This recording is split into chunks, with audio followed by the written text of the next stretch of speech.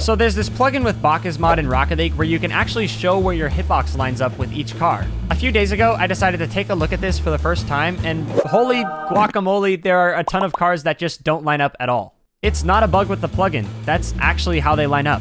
So my question is, why?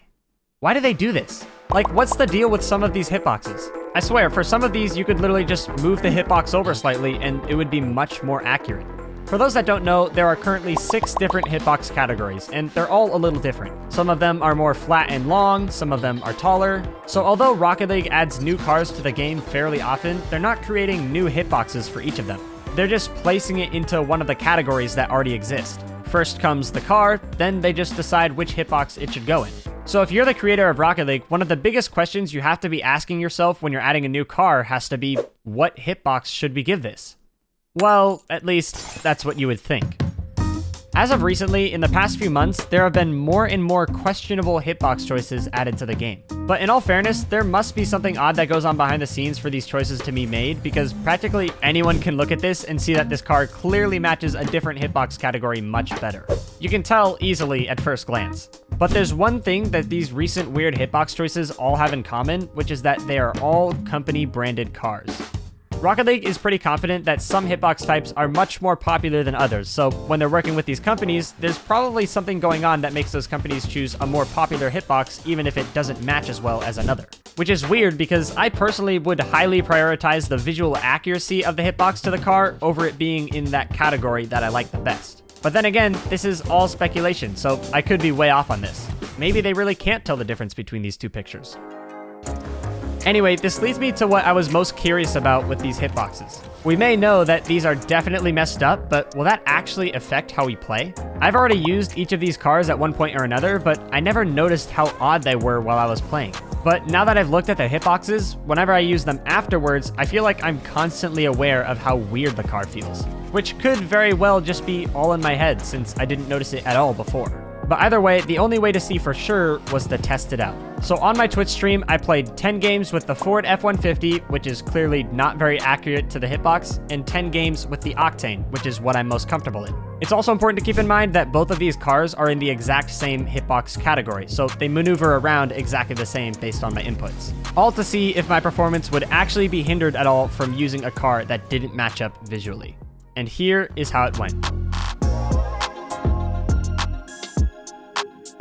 My first 10 games were with the Ford car, and throughout all of them, especially the ones at the start, I felt very uncomfortable. At the time, it seemed like I couldn't be nearly as precise with anything I was doing.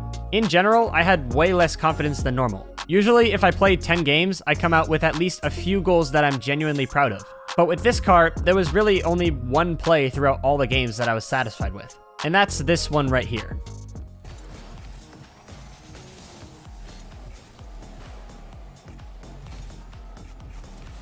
Oh, let's go, dude.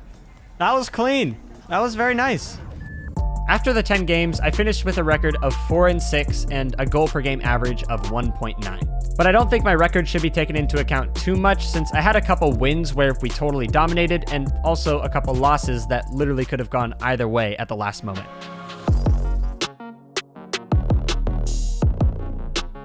The Octane felt pretty much exactly how I would expect it to. Completely normal. It is my main car after all, so I'd be surprised if it felt any different. I hit a few nice plays, and my overall mechanical confidence was much higher. I felt like I could go for more difficult solo plays much more often than I could with the Ford. So that's exactly what I did, and the goals I was scoring were a lot nicer. My final record was 6-4 with a goal per game average of 1.9. But wait a minute, that's the exact same as what I had with the Ford. If I was so much more comfortable, wouldn't you expect a bigger difference than that? Well, here's the thing about this session. At the time, as I mentioned, I felt totally uncomfortable with the Ford and like I wasn't playing well at all. But the thing is, that literally was the only difference. The confidence. After looking back at the session entirely, my gameplay with the Ford didn't look nearly as bad as it felt at the time playing. I honestly looked pretty much the same with both cars. I wasn't getting a ton of missed touches with the Ford, and I was still making big mistakes with the Octane. The only difference was the things I was going for. I didn't go for crazy solo plays nearly as often with the Ford as I did with the Octane. But seeing that I was pretty successful when I actually did go for them with the Ford, I'm sure if I had the confidence to go for them more often, I actually would have scored them. So to see if confidence truly was the only issue holding me back with the Ford, I decided to practice with it for 3 hours in training one day to force myself to get used to it and be confident with it. I did a good amount of free play, tons of training packs, and some warm-up games to actually put it into action before diving in. Once I felt like I was confident enough, I hopped into ranked and proceeded to win 3 games in a row. So, does this mean I'm finally going to try maining the Scarab like so many of you have been telling me to do? No. I'm not going to sit here and pretend like this experiment I did is the end-all be-all answer to cars and hitboxes. At the end of the day, I'm just one guy, and the experiments you have may be different.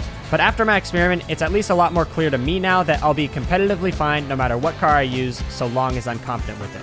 Which is honestly still easier said than done, because how am I even supposed to be confident with this thing? I feel like I'm that one solo queue teammate you get in ranked that you immediately know is going to ball chase and own goal all game.